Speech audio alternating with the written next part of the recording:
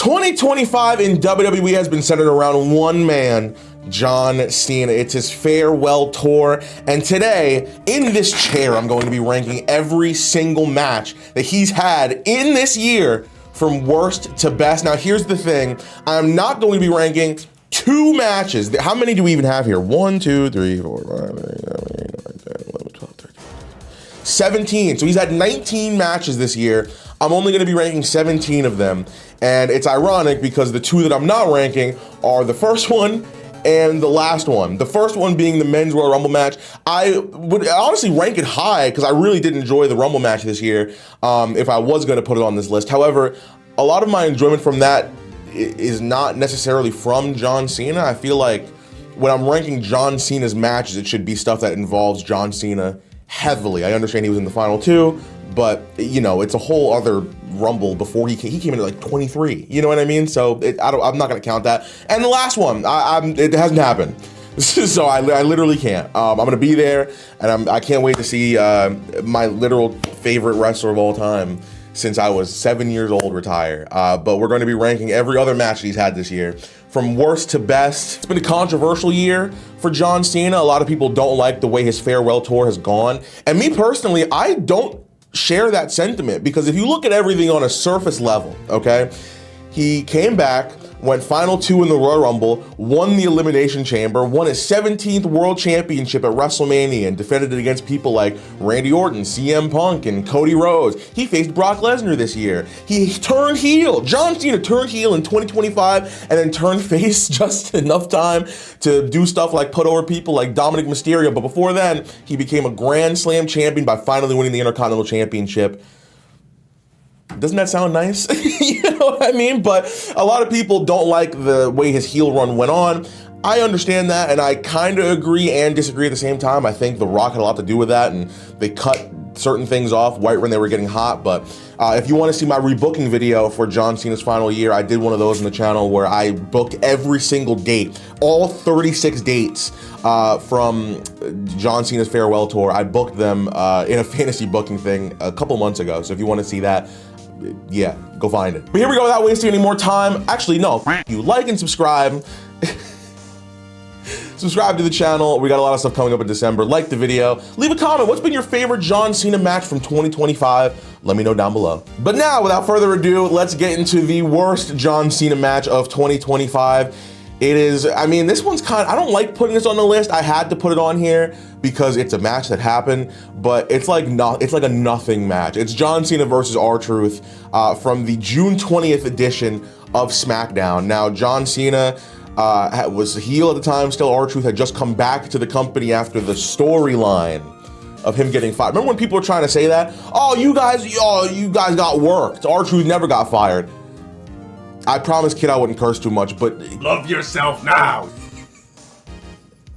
So Truth wanted a match against John Cena to get his revenge for something. What did Cena do besides just beat you in a match? But regardless, I guess he did talk smack about him. Cena caused a DQ finish. It was I think they called it a no contest, which is like lame.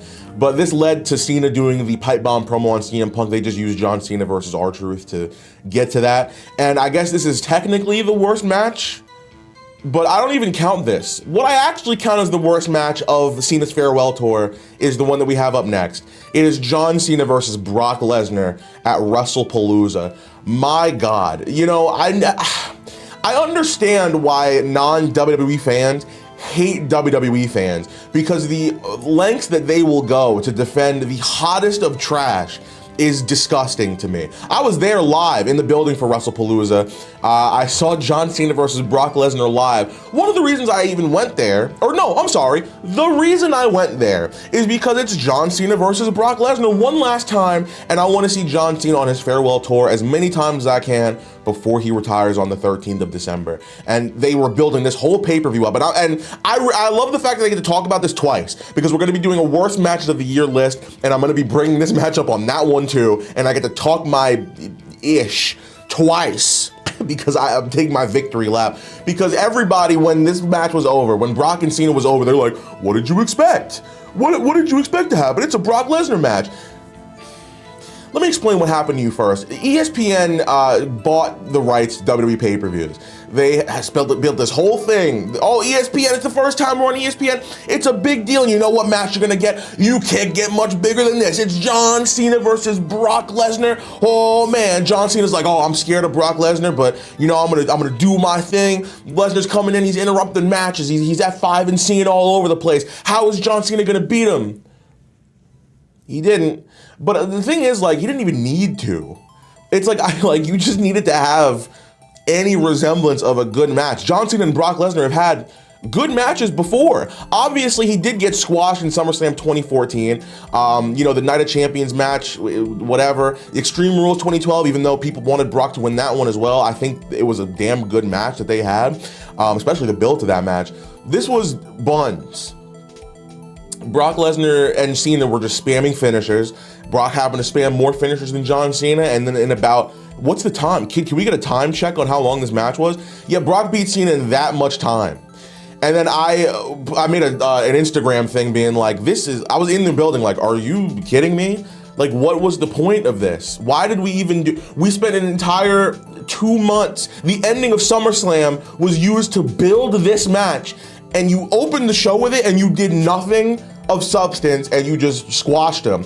Oh, it's clearly gonna lead to a rematch, said you marks, huh? Oh, you know, what did you expect, bro? Have you never seen a Brock Lesnar match before? Yeah, I have, before like 2020, where he would do this stuff, but I don't know, we've been in the era where Brock Lesnar's put a couple of people over since then. Cody Rhodes being one of them. You know what I mean? Daniel Bryan being one of them. AJ Styles being one of them. Brock Lesnar knows how to give somebody a good match. This was not one of them. I'm tired of pretending like, oh, this is just all Brock Lesnar matches. Are you, kid, I'm gonna use one. Are you fucking kidding me?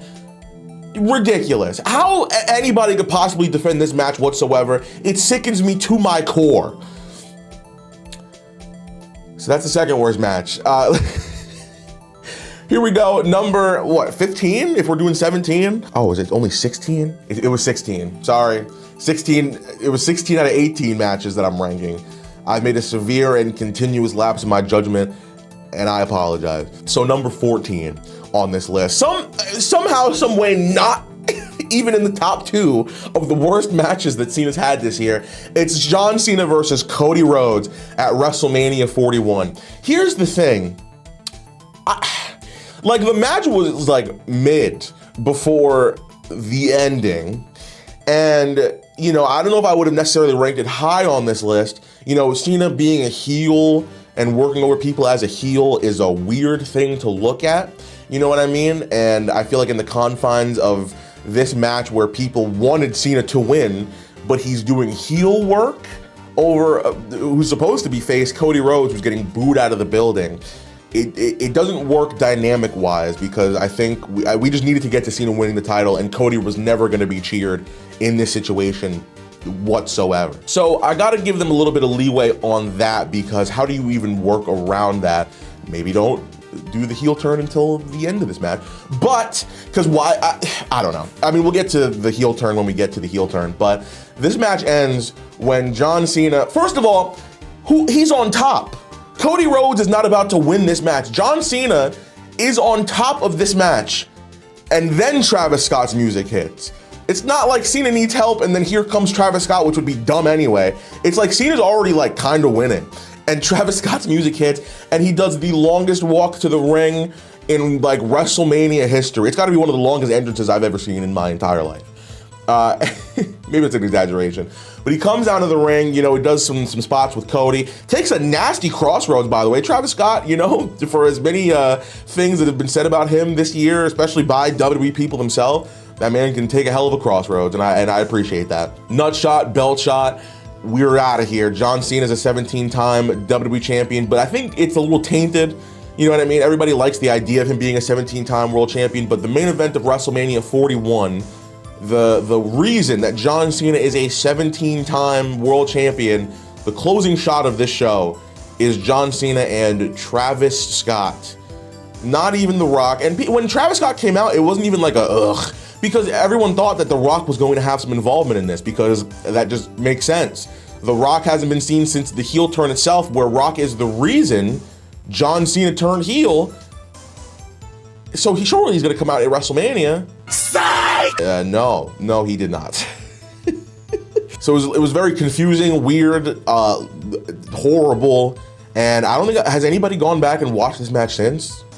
Like, let me know in the comments, because I couldn't imagine that at all. Up next, number 13, we got John Cena and Cody Rhodes versus Logan Paul and Drew McIntyre on the August 8th edition of SmackDown. Now, I mean, I don't want to pick on this match because it's a nothing tag team match. That's it. I mean, I don't know why we did this. John Cena is now teaming with Cody after everything we had that happened this year, and he even teamed with Logan earlier in the year, and now we're enemies now just because I cut one promo saying, "Oh, I'm a face." And it's not like, I don't know. I feel like there's some matches that have been kind of wasted on nothingness. It's cool that I guess Drew and Cena got to face off. Logan Paul, this is one of his 3 matches that he's had with John Cena in the ring out of 18. 3 of them have involved Logan Paul. Wow.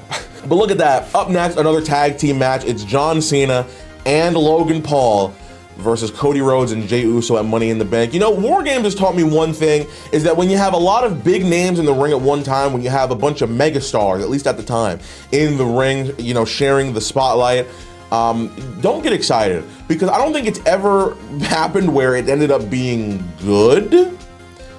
And this was one of those examples. It's the main event of Money in the Bank. You know, it's not John Cena defending the WWE Championship against, like, literally anybody. It's a tag team match. Can you tell me one spot from this match? All I remember is John Cena and Logan Paul arguing and Cody pinning Cena. And you would have thought that that would have just led to a championship match then, but no, Cody had to go on and win King of the Ring, because I guess pinning the WWE champion doesn't matter.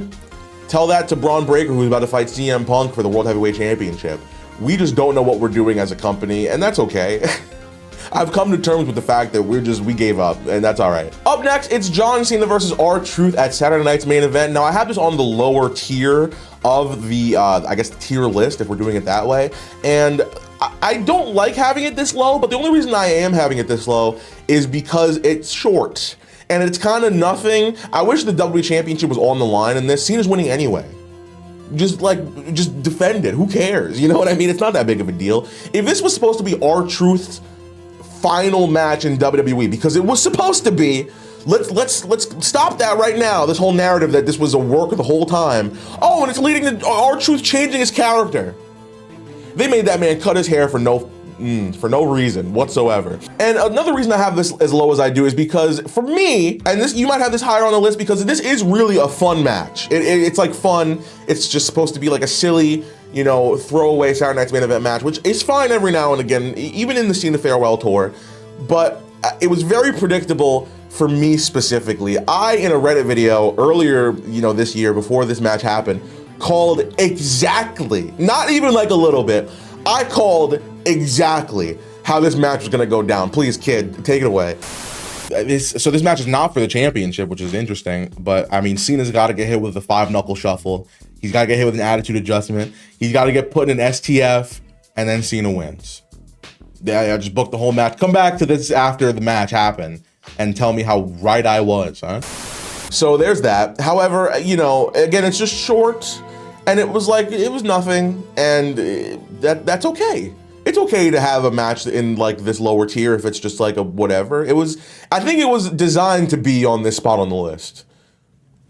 So cool. Now, I say that, and then the next match, which I am ranking higher than it pissed me off way more than the Cena and R-Truth match. It's John Cena, Sheamus, and Rey Mysterio versus the Judgment Day, which consists of Dominic Mysterio, Finn Balor, and JD McDonough on the November 17th episode of Monday Night Raw. This is John Cena's final Monday Night Raw, okay? And I promise you, we're gonna get to a point on this list where I'm gonna stop hating. At the time that this match happened, Sheamus and Finn Balor were still in the John Cena tournament. John Cena, a week before this, had won the Intercontinental Championship. So when he comes out in Madison Square Garden on his final episode of Monday Night Raw, I think me and everybody else was expecting a championship match. Why didn't we get that? Instead, we had the worst thing that WWE does, 6-man tag team matches that consist of just people. I get the Judgment Day as a team, but it's like Sheamus and Rey Mysterio just came down. It's like, have you interacted with him all year ever? And it's like, oh, here they are. And now it's a 6-man, and it's, I get it, and maybe I'm just being the hater here because it's like a fun, 6-man tag, and it's his final Raw, and you gotta, but hear me out. We're building up to John Cena versus Dominic Mysterio at Survivor Series in this match, right? Balor and Sheamus are still in the tournament. I'm sorry, you don't need to be in there, and I like that JD McDonough's getting a lot of love from the veterans, but he doesn't need to be here either. Why wasn't this John Cena versus Rey Mysterio for the Intercontinental Championship where Dominic could have interfered, whatever, right? I'm so cool. That would have been so much better. And Sheamus and Finn at the time were in the tournament. Why are you here? It's like, not only was I upset that it was kind of just a random throwaway 6-man tag, but it's like, you're literally telling me that 2 people I'm supposed to be investing my time into believing they're going to be in this tournament for the long run. You're telling me pretty much they're not, like, this is the last time you're going to see them interact with John Cena. Why are they in the tournament then? Vice versa, why were they a part of this match? Some people got to get cut, just from the list of names. And Sheamus and Balor, I'm sorry, could have been 2 of those. And that really soured my mood for the 6-man tag, because you know how many moves John Cena did in this? 5. He did his 5 moves. And then he did the 10 beats, and like, that's it. Shoulder tackles, 5 knuckle shuffle, AA. That's John Cena's final match on Monday Night Raw, where he did 15% of the offense. What is this, Geico? Geico. 15 minutes could save you 15% or more. Bitch. Oh man, but up next, I guess we're in the mid tier, because this one is like, this match was fine. It is a week before the match I just spoke about. November 10th episode of Monday Night Raw. It's John Cena versus Dominic Mysterio for the Intercontinental Championship. A very nice surprise if you didn't go on social media all day and have people tell you that John Cena was going to win the Intercontinental Championship. Me tuning into Monday Night Raw, I kind of didn't know. Aaron goes, people said Cena might be winning, and I was like, damn. Because that's exactly what happened. And that's a great thing. John Cena being a Grand Slam champion, winning the Intercontinental Championship is an awesome moment. It's a great, cool thing to happen in Boston, Massachusetts. The match itself, though, was like, fine. I think they were saving everything for their Survivor Series match, which I will talk about in a little bit. But this was just like, I mean, I don't know. Cena's had a lot of good matches this year. I don't want, the first half of this video to make you think that I've hated all of John Cena's matches. I really haven't, because we're really starting to get into some bangers. It was hard to make the top, couple of matches on this list, because I didn't know what to put above others. I didn't know how I was ranking this specifically. But this match was just like in the middle of everything. It was like fine. You know what I mean? I like the spot where Dominic just absolutely hit his frog splash. It's not like Cena caught him and rolled through seamlessly. No, he got hit with that frog splash and then was like, no, it didn't hurt. And then he just rolled over and hit him with an AA. Sure, whatever. Very feel-good match. Very, very cool to see Dominic get that spotlight. And I think the promo beforehand with Triple H and Cena in the ring at the same time was really, really cool to see. I'm sure that was a really cool moment for Dominic. I'm happy for him. And this was just fun. That's it. Something that was also fun was John Cena versus Sami Zayn for the United States Championship on the September 5th episode of SmackDown. It's cool. Cena's had WWE Championship matches, United States Championship matches, and Intercontinental Championship matches this year. That's weird. It's weird that he's fought for all those titles. But Sami Zayn returning the favor on this episode. It was right after John Cena had, turned face. Actually, that's not true. He faced Logan Paul, I believe, before this at Clash in Paris. But, Sami Zayn, I think this was Cena's last SmackDown. Sami was like, listen, before you go, John, one last time for the United States Championship. Me versus you, you gave me that chance 10 years ago. I'm doing the same thing now to you. And these two had a banger. I never doubted that Sami Zayn and John Cena are capable of putting on a good match, because they've done it before 10 years ago, and they did it on SmackDown this time as well.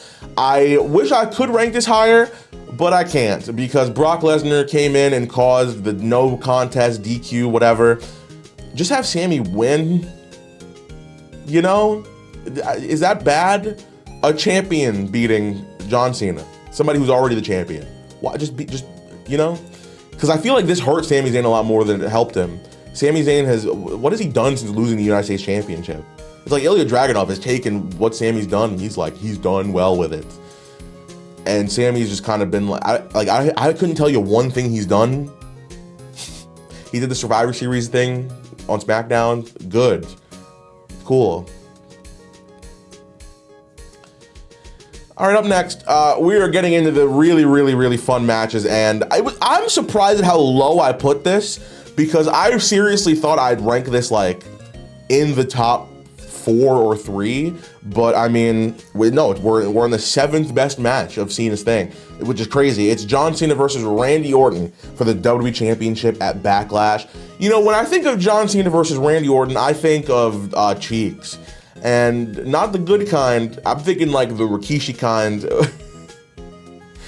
where it's bunned and then you can play it online. But because I mean, Cena and Orton, while they're two legends, I don't know if they've really gelled well in their singles matches. I think it's been very slow and methodical, and it's very change the channel material. But this match was banging. Am I wrong to say this is like their best, if not second best singles match in ever together? Because I think this is up there. Cena's heel work actually worked a lot in this match, which is weird because I couldn't say the same thing when he fought Cody at WrestleMania, but this match was absolutely banging. There was a couple points where you really thought, can Orton actually win this match? Table spots, a lot of callbacks to their feud from the past. R-Truth he was involved in the finish of this thing, and I guess that did lead to the Saturday Night's Main Event match, sure. But, Cena establishing, hey, the nut shot and the belt shot is like how I'm ending these matches nowadays.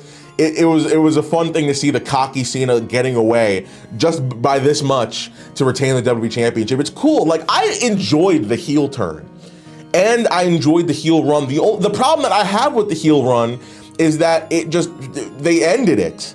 They didn't commit. If they would have committed to, you have this many dates to beat me and take this championship, and we get all the way down to 1, and Cena's still WWE champion, I'm about to leave with this championship. Like, actually, you are not going to have a WWE championship anymore.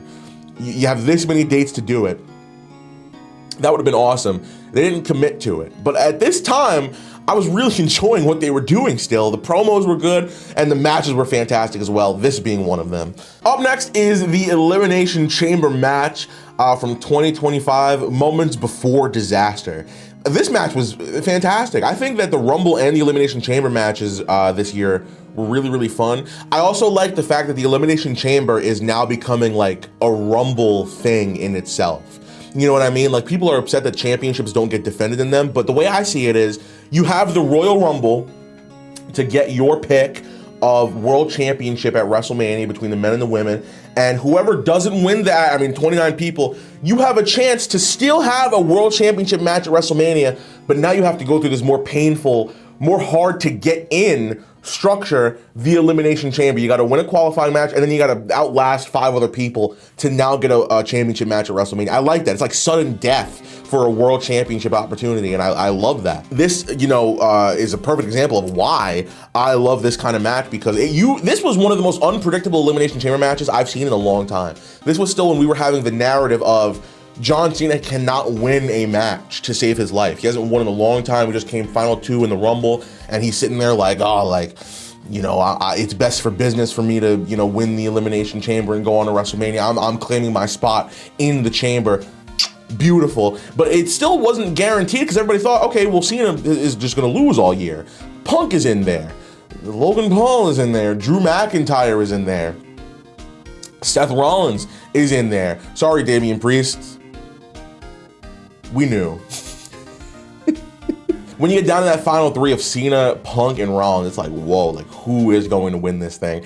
I think, the dynamic that Cena had with everybody in this thing once he did get into the match was amazing. We have to just talk about it. Let's talk about the final moments of this match, where we sow the seeds to the heel turn, where Rollins curb stomps Punk, and Cena uncharacteristically takes advantage of interference by pulling Punk back and locking him in the STF. Beautiful. They call it the STFU now. Michael Cole did it on commentary. It's like, you didn't have to do that. I mean, it's cool. Maybe they'll call the thing, they'll call it an FU at Saturday Night's Main Event. That'd be nice. I mean, this was an awesome match, and then what was to come was something that I felt it. Part of me was like, man, like, I feel like this might happen, especially because, you know, the Rock and Travis Scott thing had not happened yet, or Cody Rhodes selling his soul to the Rock. It had not happened yet. So you knew something was going down, you know what I mean? And I think you didn't want to believe it, but you like knew what was about to come. And if you didn't know either, that makes it even better. But man, like, sowing the seeds in this match, it just chef's kiss all around. Wow, I hope that heel turn does well. Number 5, we got John Cena versus Logan Paul at Clash in Paris. I can't believe it either. Logan Paul, the thing about Logan Paul is that he can wrestle, man. I feel like he's very overproduced and over-rehearsed in his matches. I feel like, you know, he practices every spot that is about to happen in the match down to a T, where it's like, okay, I'm not watching a wrestling match, I'm watching a performance. And part of me is upset about that, but it also isn't a bad thing, because it's not like he's, you know, doing, it's like he cares. He cares about the match that he has, I think he does, and he wants to make sure that all of them, like, go down well. And you can see that in a lot of his matches. This one is one of them, but having John Cena in there, the crowd being the way the crowd was during that match, I mean, it was what an unbelievable scene. I saw this in the movie theaters. I went to the movie theater to watch Clash in Paris, and my goodness, great, like, the atmosphere for this match was phenomenal. And this was where we started seeing the tributes to other wrestlers in these matches. Cena had an end of days. What? Also, I mean, just even in this, Logan Paul was put over a little bit by John Cena. I don't know if this match did anything for him going forward, because I think what they did with Logan, with the vision and everything, it's kind of like, you know what I mean? I'm not a big fan of seeing Logan Paul being in a world championship picture in the first place. Can't wait for him to win the Rumble and face CM Punk at Mania. I don't know. But this match in an isolated form was great. It was great. I mean, a great performance from both guys. John Cena, you know, has been having wash allegations that he's been giving to himself over the last couple of years. And this just shows that if he wanted to, he could go like probably another 2-3 years. Maybe not without being in pain, but he could still do it, because he could still definitely pull off a really, really good match. Number 4, I mean, my goodness, we are in the time of redemption, because there's a lot of stuff that Cena had to make up for, and in these next 4 matches, he made up for them, because while they had a mid-match on Raw, the Cena versus Dominic Mysterio match for the Intercontinental Championship at Survivor Series was a fantastic match. John Cena got his ass whooped by every single member of the Judgment Day. He got hit with a Tahana Bomb, a Pop Rocks. Finn and JD were getting in there. They got hit with a double attitude adjustment. I've never seen a double attitude adjustment actually happen. I've seen Cena pick up 2 people and then one of them fall off, and then Cena hits the attitude adjustment on one guy and then hits it on the other guy. This time, they just both committed. JD was like, Finn, put your body on me, and it was great. It was a great sight to see. Dominic faking an injury, which is, oh man, Penta got hurt with his shoulder, and they did the exact same spot, and they were like, wow, Dom's hurt. I believed Dominic was hurt for a while.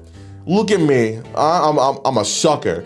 And Dominic gets up, hits the 619. I mean, man, just awesome. Like, you know, a wrestling match doesn't have to be all about the moves. You know what I mean? It's about the story in it as well. And when you have just a fun, story-filled match with a lot of high moments and suspenseful things, because Cena, there's no guarantee Cena was losing this title. Because, I mean, he had 1 match left. Why not defend the Intercontinental Championship in your final match? I mean, yeah, this was just, I mean, I have nothing but good things to say about this. This honestly, I have it ranked 4 here, but part of me does want to rank it higher. The only reason I haven't is because it's just happened. But I do really have a soft spot in my heart for this match. Cena really put Dominic over in defeat here, and it was a great match to see. I don't know, I'm gonna do a year-end list for like best and worst match of the year, and I'd like to rank this on the best one, but then that means I'd have to rank these next 3 in those as well. Maybe there's an argument for it. I guess we'll see when the time comes. Next up is John Cena versus CM Punk at Night of Champions. I mean, it was, wow. Wow. I didn't think, it's hard to think that when you have people like a 50-year-old John Cena and a 40-something-year-old CM Punk, I think Cena's still in his 40s. Hey Siri, how old is John Cena? He's 48. Gross. He's only 48? I don't know, like, it's just like, I don't know why I thought he was older. You don't think that, you know, they can live up to their matches that they've had in the past, especially with John Cena and CM Punk. Money in the Bank 2011 was incredible. I don't know why they didn't have Cena versus Punk at this year's Money in the Bank. They wasted it on the tag match.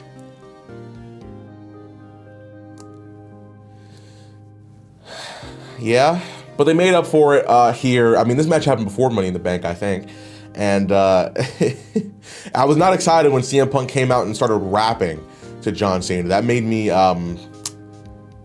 sad. But the match that they had in Saudi Arabia as well, crowd was on fire for this match, and Cena and Punk gave it their all. I love the Rollins interference.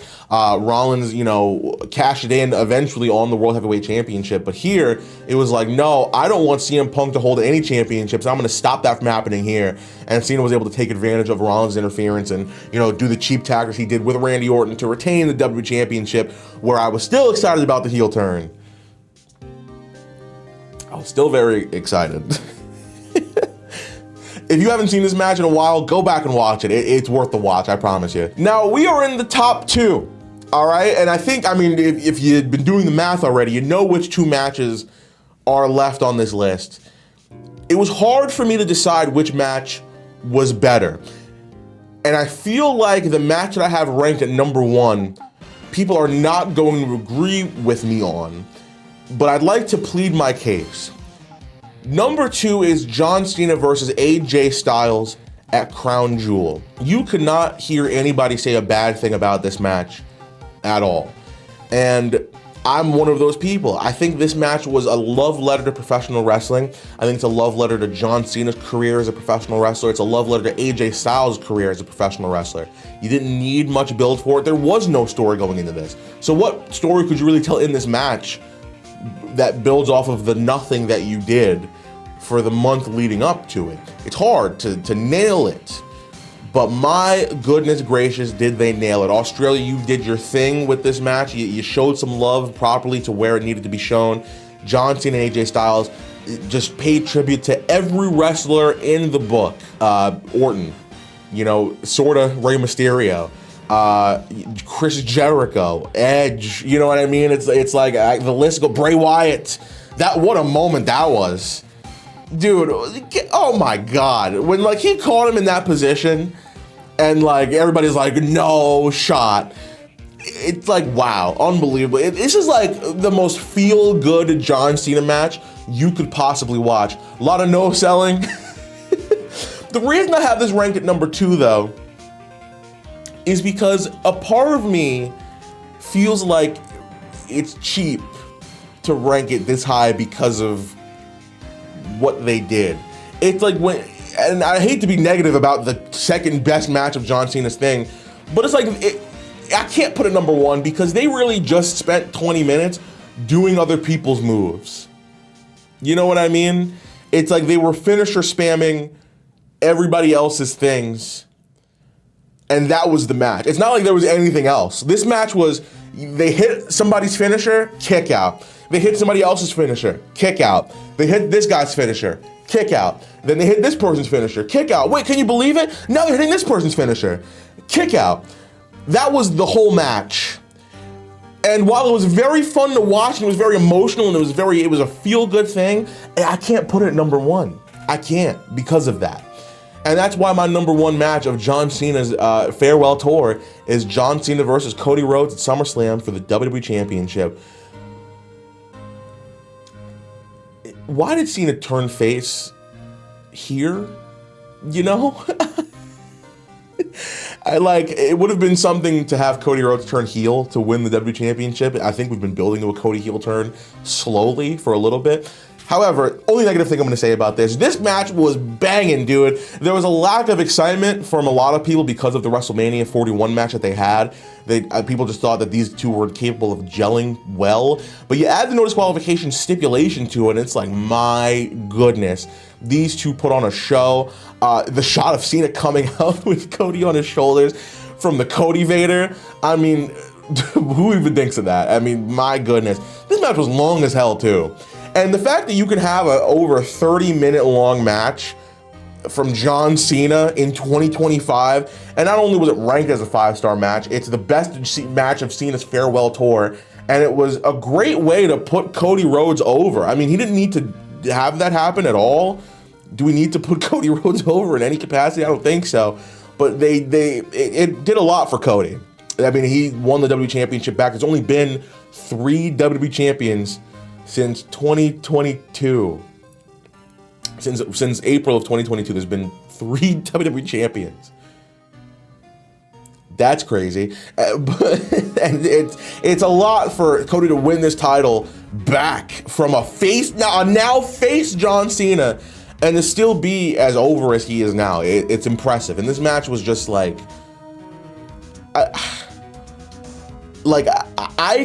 legitimately thought that Cody was going to turn heel in this. He had just come off of, the cheap win that he had on Randy Orton. A part of me thinks that maybe they were going to try to get him there at some point, but Cody, hitting Cena with the turnbuckle over and over again. Cena just will not give up. We are here for 35 minutes. And it's like, why won't you stop kicking out? And Cody's got to dig into that part of himself where it's like, I'm going to have to be like, the people are booing me for trying to win this thing, but it's like, what am I supposed to do? Let him win?